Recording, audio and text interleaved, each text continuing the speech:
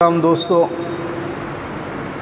اللہ رب العزت کے پاکیزہ کلام کے اندر سے اور جناب نبی پاک صلی اللہ تعالیٰ علیہ وسلم کے فرامین مقدسہ مطہرہ میں سے چند ایک احادیث مبارکہ آپ حضرات کے سامنے تلاوت کی ہیں۔ دعا ہے رب ذوالجلال سے کہ وہ مجھے ان آیات مبارکہ اور احادیث مبارکہ کی تشریح آپ حضرات کے سامنے صحیح بیان کرنے کی توفیق عطا فرمائے۔ حضرات محترم، اللہ رب العزت نے حضرت انسان کو اپنی عبادت کے لیے پیدا کیا۔ کلام پاک کے اندر تخلیق انسانی کا مقصد واضح اور واشگاف الفاظ میں بیان فرمایا، وَمَا خَلَقْتُ الْجِنَّ وَالْإِنسَ إِلَّا لِيَعْبُدُونَ۔ لوگو، میں نے جنات اور انسانوں کو صرف اور صرف اپنی عبادت کے لیے پیدا کیا۔ مقصد اصلی انسانیت کی تخلیق کا وہ اللہ رب العزت کی عبادت ہے۔ البتہ کائنات کی ہر چیز، دنیا کے اندر ہمیں جو چیز بھی نظر آ رہی ہے، یہ تمام کے تمام چیزیں میرے اللہ نے انسانوں کے نفع کے لیے بنائی ہیں، اور ہر چیز سے نفع حاصل کرنے کا طریقہ بھی میرے اللہ نے سمجھایا۔ مثال کے طور پہ ہمیں کائنات کے اندر ہوا نظر آتی ہے، ہوا انسانوں کے نفع کے لیے ہے، اور ہمیں اللہ نے سمجھایا ہے کہ اس ہوا کے ذریعے سے نفع کیسے اٹھانا ہے۔ آگ انسان کی ضرورت کے لیے ہے، آگ سے ہم نے نفع کیسے اٹھانا ہے، اس کے لیے میرے اللہ نے الگ سے طریقہ ہمیں سمجھایا۔ پانی کے ذریعے انسان کو نفع پہنچایا، پانی سے نفع کیسے اٹھانا ہے میرے اللہ نے ہر ایک کو بتایا ہے۔ چھوٹے سے چھوٹے بچے کو بھی پتہ ہے کہ میں نے اپنی ضرورت پانی کے ذریعے کیسے پوری کرنی ہے۔ اب توجہ کیجئے، ہر ایک چیز سے جو نفع حاصل کیا جاتا ہے میرے اللہ نے اس کا طریقہ آپ کو اور مجھے سمجھایا۔ کوئی آدمی اگر وہ طریقہ جو آگ سے نفع حاصل کرنے کا ہے، وہ طریقہ اگر پانی سے نفع حاصل کرنے کے لیے اپنا لے تو کبھی بھی نفع نہیں اٹھا سکتا۔ مثال کے طور پہ ہم آگ کے ذریعے نفع اٹھاتے ہیں، ہم نے کوئی کھانے والی چیز اپنے لیے بنانی ہے، ہم چولہے کے اندر پہلے آگ جلائیں گے، پھر دیگچی کے اندر سامان ڈالیں گے، پھر اس دیگچی کو چولہے کے اوپر رکھیں گے، نیچے آگ کو بھڑکائیں گے، تب وہ ہمارے لیے چیز کو تیار کریں گی۔ اگر ہم یہ طریقہ پانی کے اوپر اپنانا شروع کر دیں کہ چولہے کے اندر پانی بھر دیں اور دیگچی کو اس کے اوپر رکھ دیں، میرے خیال ہے کھانا تیار ہو جائے گا؟ ممکن ہی نہیں ہے۔ جو طریقہ میرے اللہ نے ہوا کے ذریعے ہمیں نفع اٹھانے کا ہمارے لیے متعین کیا ہے، ہم اگر وہ طریقہ آگ کے اوپر اپنانا شروع کر دیں تو میرے خیال کھانا پھر بھی تیار ہو جائے گا۔ ممکن ہی نہیں ہے۔ جو طریقہ میرے اللہ نے جس چیز کے لیے بنایا اس کو اسی طریقے پہ استعمال کریں گے تو وہ ہمارے لیے نفع مند ہوگی۔ ہم طریقہ تبدیل کر دیں اپنے ذہن سے، کبھی بھی نہ آگ ہمیں نفع پہنچا سکتی ہے، نہ ہم پانی سے نفع اٹھا سکتے ہیں، نہ ہوا سے نفع اٹھا سکتے ہیں، اور نہ ہی مٹی سے نفع اٹھا سکتے ہیں۔ بالکل اسی طرح ایک انسان سوچتا ہے کہ جب کائنات کی ہر چیز میرے نفع کے لیے ہے تو میں نے اللہ تعالیٰ کی ذات سے نفع کیسے حاصل کرنا ہے۔ ظاہر سی بات ہے، ہم اللہ تبارک و تعالیٰ کی عبادت کرتے ہیں، اللہ کی عبادت جو ہم نے کرنی، ہم تو اپنا مقصد پورا کریں گے تو اللہ کی ذات سے ہمیں نفع کیسے ملے گا؟ ذخیرہ احادیث اور قرآن پاک کے اندر غوطہ زنی کی جائے، تحقیق کی جائے تو سمجھ میں آتا ہے اللہ رب العزت کی ذات سے نفع حاصل کرنے کا جو طریقہ ہے وہ سمجھانے کے لیے میرے اللہ نے 1,24,000 انبیاء کرام بھیجے۔ ہر ایک نبی نے آ کے بتایا، لوگو میرے طریقے پر اللہ کے حکم کے مطابق زندگی بسر کرو گے، زندگی بسر کرنا تمہارا کام ہے، اور اس ذات کا تم تک نفع پہنچانا اس رب ذوالجلال کا کام ہے۔ آپ اندازہ کر لیں، جس شخص نے بھی اپنی زندگی کو اللہ کے حکم اور جناب نبی پاک صلی اللہ علیہ وسلم کے طریقے کے مطابق گزارا ہے، اس نے میرے اللہ کی ذات کا نفع حاصل کیا ہے۔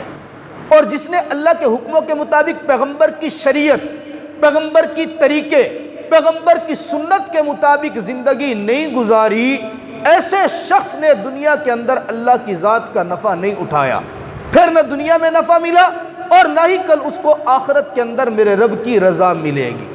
اب اللہ رب العزت کی طریقے حکم کے مطابق دنیا کے اندر زندگی گزارے، سب سے بڑا نفع کیا ملتا ہے؟ ہم نے صحابہ کرام رضوان اللہ تعالی علیہم اجمعین، قرآن پاک اور آقا مدنی کریم صلی اللہ علیہ وسلم کی احادیث کا مطالعہ کیا تو سمجھ میں آتا ہے صحابہ کرام وہ جماعت تھی جن کی ذاتی پہلے کوئی حیثیت نہیں تھی۔ جب تک پیغمبر کے قدموں میں نہیں آئے، اللہ کے حکموں کا نہیں مانا، نبی کے طریقے پر زندگی نہیں گزاری، کوئی حیثیت نہیں ہے۔ لیکن جب میرے پیغمبر کے طریقوں کے مطابق زندگی گزاری ہے، پھر وہی صحابہ ہے جو بابانگے دول اعلان کرتے ہیں اعزنا اللہ تعالی بہذا الدین، میرے رب نے ہمیں جو عزت عطا کی ہے وہ اسی دین، اسی شریعت اور اسی پیغمبر کی سنتوں پر عمل کرنے کی وجہ سے ملی ہے۔ یہ کیوں ملتی ہے؟ دیکھیں، ایک بندہ زندگی کے اندر، ہر بندے کی خواہش ہوتی ہے اللہ مجھے عزت والی زندگی عطا کر، خواہش ہے یا نہیں ہے؟ آپ کی بھی خواہش ہے یا نہیں؟ ہر بندے کی خواہش ہوتی ہے اللہ مجھے عزت والی زندگی دے، اللہ مجھے شہرت عطا کر، اللہ مجھے نیک نامی عطا کر۔ ہمیں عزت ملے گی کیسے؟ ہمیں نیک نامی ملے گی کیسے؟ ہمیں پاکیزہ شہرت ملے گی کیسے؟ قرآن پاک کے اندر اللہ وعدے فرماتے ہیں وَلِلَّهِ الْعِزَّةُ وَلِرَسُولِهِ وَلِلْمُؤْمِنِينَ، سب سے پہلے اگر عزت ہے تو وہ اللہ تعالیٰ کی ذات کی ہے۔ کائنات میں اللہ کی ذات کے بعد اگر کسی کو عزت ملتی ہے تو وَلِرَسُولِهِ، اللہ کے رسولوں کو ملتی ہے۔ کیوں؟ وہ اللہ کے احکامات پر عمل کرتے ہیں۔ اور اس کے بعد کائنات میں اگر کسی کو عزت ملتی ہے وَلِلْمُؤْمِنِينَ، جو اللہ اور اللہ کے رسول کی مان کے چلتا ہے، ایمان لاتا ہے، طریقہ اپناتا ہے، اللہ فرماتے ہیں پھر میں اس کو دنیا کے اندر عزتیں عطا کیا کرتا ہوں۔ آپ غور کر کے دیکھ رہے ہیں ہمارے عرف کے اندر، ہمارے معاشرے کے اندر جو دین کے زیادہ قریب ہے، جو اللہ کی مانتا ہے، اللہ کو مانتا ہے، اللہ کے پیغمبر کی مانتا ہے، اللہ کے پیغمبر کو مانتا ہے، میرا اللہ اس کو دنیا میں بھی عزت عطا کرتا ہے، اور اس کے مرنے کی دیر ہوتی ہے، لوگ اس کو قبر میں دفنا کے ابھی فارغ نہیں ہوتے، میرا اللہ ایسے اپنے برگزیدہ بندوں کی قبروں سے خوشبو بھی جاری کر دیا کرتا ہے۔ خلاصہ کلام، بات عرض کرنے کا مقصد یہ ہے کہ جو بھی یہ چاہتا ہے کہ مجھے اللہ عزتیں عطا کرے، جو یہ چاہتا ہے مجھے اللہ نیکی عطا کرے، جو یہ چاہتا ہے میرا اللہ مجھے نیک اولاد عطا کر دے، جو یہ چاہتا ہے مجھے اللہ نیک نامی عطا کرے، اس کے لیے ضروری ہے کہ اپنی زندگی کو گزارنے کا طریقہ شریعت کے مطابق بنا لے۔ اپنی زندگی کے اندر خوشی کے لمحات ہوں یا غمی کے لمحات ہوں، یہ سارے کے سارے اللہ رب العزت کے حکم اور پیغمبر کے اس طریقے کے مطابق گزار لے۔ خدا کی قسم، گزارنا، یہ اپنی زندگی کا طریقہ بنانا ہمارے ذمے ہے، اور ہمیں عزتیں عطا کر دینا رب ذوالجلال کے ذمے ہے۔ ہمارے ہاں کیا ہوتا ہے، ہم ہر چیز کے اندر اللہ کا حکم ڈھونڈتے ہیں، لیکن غمی اور خوشی کے اندر اللہ کے طریقے کو بھول جاتے ہیں۔ خاص طور پہ جب خوشی کے لمحات آتے ہیں نا، خوشی کے لمحات کیا ہوتے ہیں، ہم نے اپنے بھائی کی شادی کرنی ہے، بیٹے کی شادی کرنی ہے، بیٹی کی شادی کرنی ہے، ہم اللہ کے حکموں کو بھول جاتے ہیں۔ کوئی سمجھانے والا آ بھی جائے نا، ہم کہتے ہیں جی کوئی بات نہیں، شریعت کا حکم ہے، لیکن کیا کریں، معاشرہ بھی تو ہے نا، ہمیں کیا کریں، رشتہ داروں کو بھی تو راضی رکھنا ہے نا، ہمیں محلے والوں کو بھی تو دکھانا ہے نا کہ نواب صاحب نے بیٹے کی شادی کی ہے، بیٹی کی شادی کی ہے۔ یہاں آ کے ہم شریعت کو بھول جاتے ہیں۔ ہمارا کوئی رشتہ دار فوت ہو جائے، ہمیں بتایا جاتا ہے یہ کام شریعت کے خلاف ہے، یہ کام شریعت کے خلاف ہے، اس کو نہ کرو، یہ سنت کے خلاف ہے۔ ہم کہتے ہیں ٹھیک ہے سنت کے خلاف ہے، لیکن کیا کریں، معاشرے کو بھی تو راضی کرنا ہے نا۔ میرے دوستو، آقا مدنی کریم صلی اللہ علیہ وسلم کا فرمان عالی شان ہے، ترمذی شریف کے اندر حدیث کی ایک معتبر کتاب ہے، فرمایا 4 چیزیں پیغمبروں کی سنتوں میں سے، من جملہ تمام پیغمبروں کی سنت، 4 من سنن المرسلین، جتنے رسول میرے اللہ نے بھیجے سب کی سنتوں میں سے 4 چیزیں متفق ہیں۔ نمبر 1 الحیا، نمبر 2 والتعطر، نمبر 3 والسواک، نمبر 4 والنکاح۔ یہ 4 چیزیں پیغمبروں کی سنتوں میں سے ہیں۔ اب ہم نے دیکھنا ہے کہ ان چاروں کے اندر سے ہمارے اندر کیا پایا جاتا ہے۔ سب سے پہلی بات، تمام انبیاء، تمام رسول، تمام پیغمبر با حیا تھے، سب کے اندر حیا تھا۔ حیا، ویسے ہی آپ علیہ السلام کا فرمان ہے الحیاء شعبۃ من الایمان، حیا جو ہے یہ ایمان کا ایک شعبہ ہے۔ حضرت اماں عائشہ صدیقہ رضی اللہ تعالیٰ عنہ فرماتی ہیں میرے پیغمبر کی آنکھوں کے اندر اتنا حیا تھا، اتنا حیا تھا، میں نے مدینہ کے اندر رہنے والی کسی کنواری لڑکی کے اندر اتنا حیا نہیں دیکھا جتنا پیغمبر کی آنکھوں میں حیا دیکھا۔ آج ہماری آنکھوں میں حیا ہے؟ ہمیں خود سوچنے کی بات ہے، میں نہیں بتاتا کہ ہم کیسے لوگ ہیں، ہر بندہ اپنے گریبان میں خود دیکھے کیا ہمارے اندر اتنا حیا ہے؟ کیا ہم دوسرے کی بہن بیٹی کو دیکھ کے آنکھیں نیچے کر لیتے ہیں؟ کیا ہم اپنے دفتر کے اندر آنے والی ملازمہ کو دیکھ کے کبھی حیا سے آنکھیں نیچے کرتے ہیں؟ کبھی ہم اپنے سٹاف کو دیکھ کے کبھی عزت کے ساتھ، غیرت کے ساتھ اس کو بہن بیٹی کی نگاہ سے دیکھتے ہیں؟ کبھی ہم دکان پہ بیٹھے ہوئے کسی گاہک کے آنے والی جو عورت ہے اس کو دیکھ کے کبھی اپنی ماں بہن بیٹی سمجھ لیتے ہیں؟ ہم نے سوچنا ہے۔ اگر یہ حیا کی صفت ہمارے اندر نہیں تو ہم من جملہ پیغمبروں کی سنتوں کو ترک کرنے والے ہیں۔ نمبر 2 فرمایا والتعطر، اپنے بدن کے اوپر خوشبو لگانا۔ یہ خوشبو تو ایک لفظ ہے، در حقیقت صفائی مقصود ہے۔ صفائی صاف ستھرا رہنا، اپنے بدن سے میل کچیل اور بدبو کو دور رکھنا من جملہ پیغمبروں کی سنتیں ہیں۔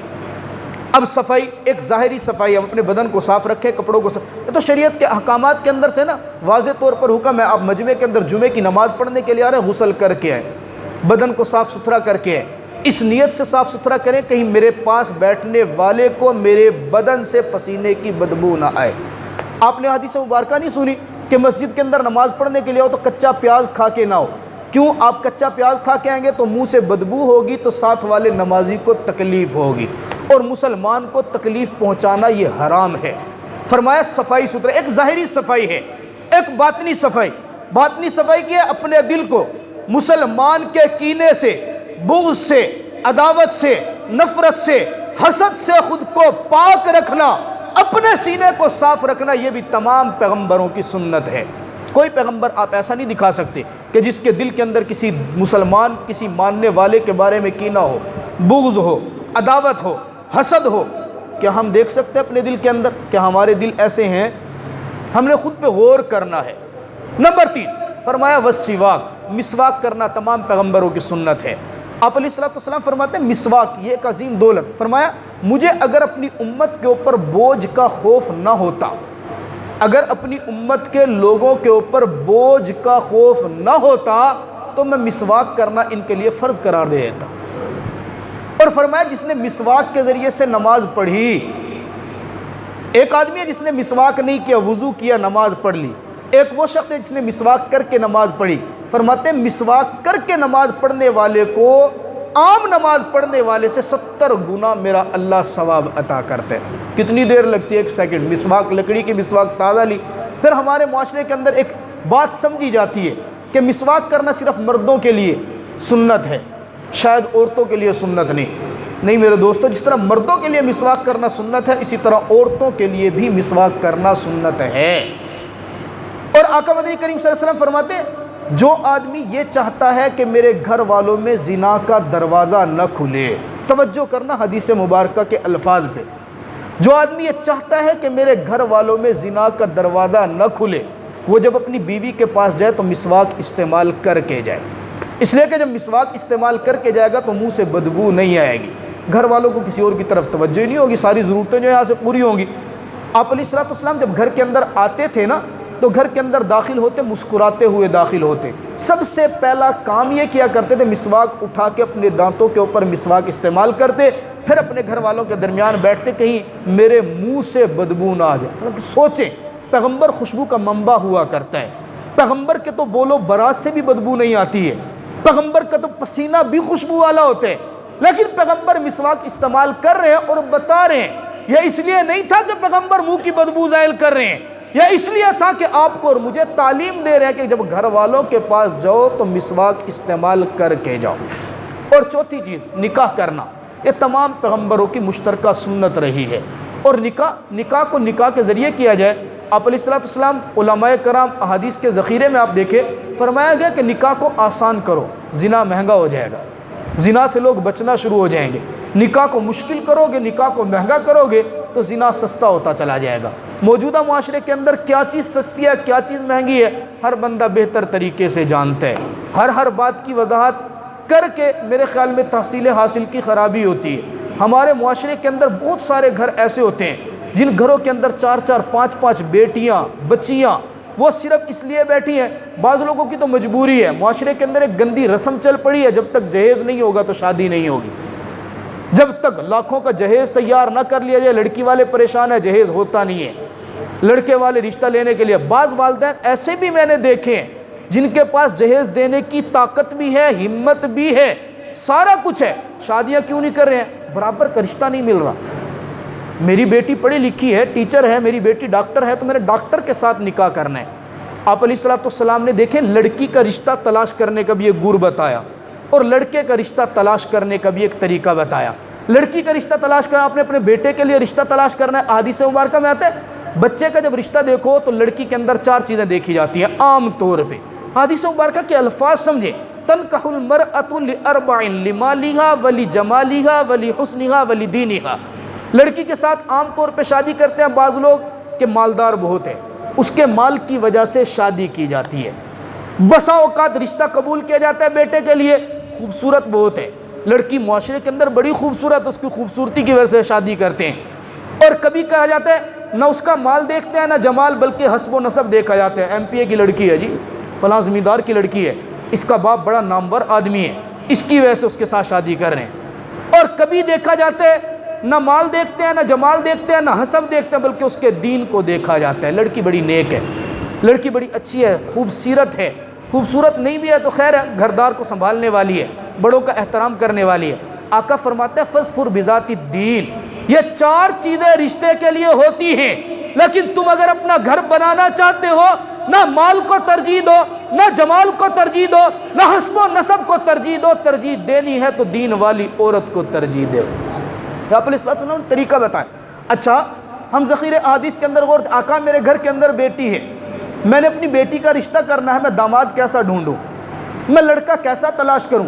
میرے آقا کے 2 داماد ہیں، توجہ کریں، ایک کا نام حضرت علی شیر خدا رضی اللہ تعالیٰ عنہ اور دوسرے داماد کا نام جناب عثمان بن عفان رضی اللہ تعالیٰ عنہ۔ ہم نے دیکھا آقا مدنی کریم صلی اللہ علیہ وسلم نے حضرت علی رضی اللہ تعالیٰ عنہ کو اپنے لختے جگر فاطمۃ بضعۃ منی، یہ اپنے جگر کا ٹکڑا دیا ہے۔ آقا نے ایک مرتبہ اپنے صحابہ کی مجلس کے اندر پوچھا، اے میرے صحابہ بتاؤ عورت کے اندر سب سے اچھی خصلت کون سی ہے؟ سارے صحابہ خاموش۔ فرمایا بتاؤ تو صحیح عورت کی سب سے اچھی عادت کون سی ہے؟ سارے صحابہ خاموش، فیصلہ نہیں ہو چکا، صحابہ گھر چلے گئے۔ حضرت علی جا کے پوچھتے ہیں فاطمہ آج تو آقا مدنی کریم صلی اللہ علیہ وسلم نے ایک عجیب سوال کیا، کسی کو جواب نہیں آیا، فیصلہ بھی نہیں ہوا۔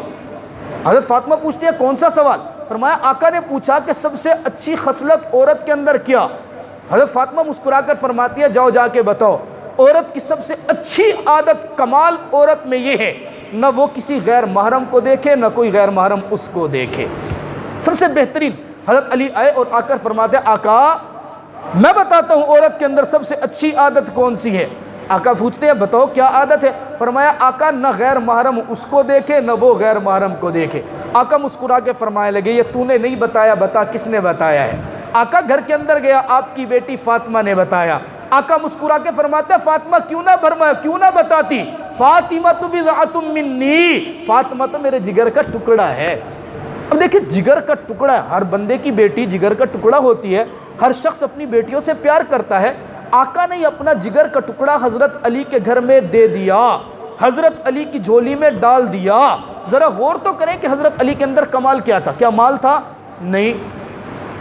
حضرت علی کے پاس کوئی دولت تھی؟ نہیں۔ کاروبار تھا ذاتی؟ نہیں۔ حضرت علی کی تو جب شادی ہو رہی تھی حضرت علی کے پاس ذاتی مکان کوئی نہیں، حضرت علی رضی اللہ تعالی عنہ کے پاس تو حق مہر ادا کرنے کے لیے پیسے کوئی نہیں۔ حضرت علی تو اپنی تلوار اور زرہ اٹھا کے بازار میں بیچنے کے لیے گئے۔ حضرت عثمان نے پوچھا کیا کر رہے ہو؟ کہا پیغمبر مجھے اپنی بیٹی دے رہے ہیں، میرے پاس مہر ادا کرنے کے لیے رقم نہیں ہے، چیزیں بیچوں گا تو مہر ادا کروں گا۔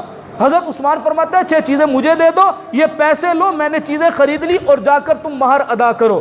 حضرت عثمان ادھر سے وہ ان کی زرہ اور تلوار خرید کر لے اور ادھر سے نکاح کی مجلس کے اندر آ کے کہتے ہیں علی تو نے مہر ادا کر دیا، تیرا نکاح اور شادی ہو گئی، میں عثمان تیرا ہمزلف بنا، یہ تلوار اور زرہ میں تجھے شادی کا گفٹ دے رہا ہوں۔ یوں حضرت علی نے مہر ادا کیا۔ حضرت علی کو کیا چیز دیکھ کے میرے آقا نے بیٹی دی؟ حضرت علی شجاع تھے، حضرت علی دینی غیرت والے تھے، حضرت علی کے اندر دین تھا، حضرت علی علم کے شہسوار تھے۔ میرے آقا فرماتے ہیں انا مدینۃ العلم وعلی بابوہا، لوگوں میں اگر علم کا شہر ہوں، میرے شہر کے اندر داخل ہونے کا دروازہ علی ہے۔ معلوم ہوا بیٹی کا رشتے کے لیے داماد تلاش کرو، ایسا تلاش کرو جس کے اندر علم بھی ہو، جس کے اندر دین بھی ہو، جس کے اندر شجاعت بھی ہو، جو بدنی مشقت برداشت کر سکتا ہو، جو گھر والوں کے حقوق ادا کرنے پر قادر ہو۔ ایسا رشتہ اگر ملتا ہے دیر نہ کرو، بیٹی کی شادی کر دو۔ دوسرے داماد حضرت عثمان، کوئی سوچتا ہے نا کہ حضرت عثمان بن عفان یہ میرے آقا کے داماد ہیں، ان کو میرے آقا نے کیوں سلیکٹ کیا؟ حضرت عثمان غنی تو بڑے مالدار تھے، بڑی تجارت تھی، پیسہ بہت زیادہ تھا۔ کیا میرے آقا نے پیسہ دیکھ کے شادی کی تھی؟ کیا میرے آقا نے مال دیکھ کے شادی کی تھی؟ کیا میرے آقا نے تجارت دیکھ کے لیے؟ نہیں۔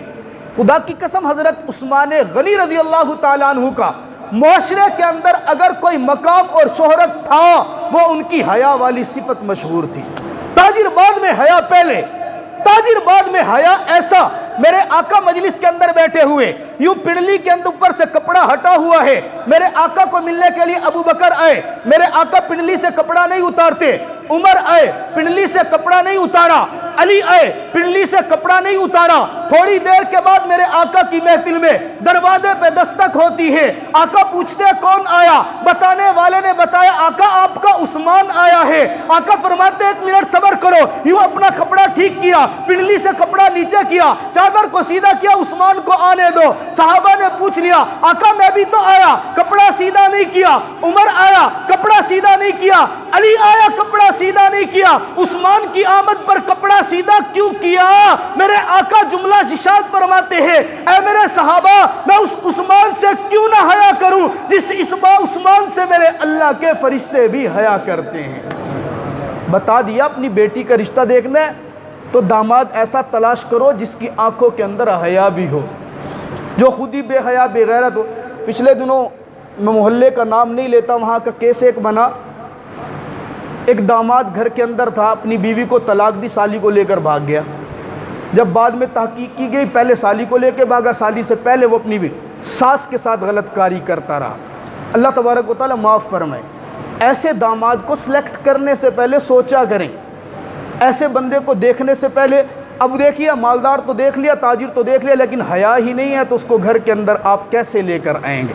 میرے دوستو حضرت علی رضی اللہ تعالیٰ کو بے شمار اقوال۔ وقت پورا ہو گیا، ہم بات شروع کرتے ہیں، ابھی بات مکمل نہیں ہوتی، وقت ختم ہو جاتے ہیں۔ ہمارے پاؤں کے اندر یہ وقت کی بیڑیاں مضبوط لگی ہوئی ہیں، کیا کریں مجبوری ہے، نہ آپ کا وقت زیادہ لے سکتے ہیں نہ آپ وقت سے پہلے آ سکتے ہیں۔ تو اس لیے میرے خیال آج کی گفتگو یہیں پہ ختم کرتے ہیں، زندگی رہی تو اسی نکاح کے موضوع کے اوپر آئندہ جمعے گفتگو کریں گے۔ اللہ تعالیٰ سمجھنے کی توفیق عطا